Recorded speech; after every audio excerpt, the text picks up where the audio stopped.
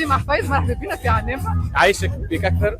هذه بلادنا ما شاء الله، وعنابة مدينة حلوة برشا، وحتى اللهجة نتاعهم تقرب ياسر اللهجة التونسية نتاعنا.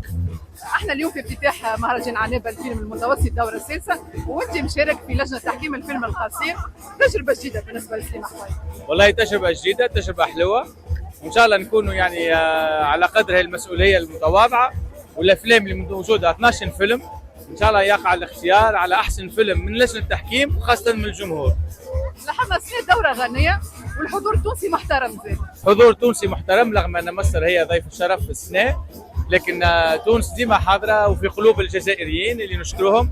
ورئيس المهرجان السيد محمد يعطى يعني فرصة دائما للتونسيين والتونسيات يكونوا موجودين في المهرجان القيم. هذه 6 سنة في الدورة نتاعو، وإن شاء الله بالتوفيق.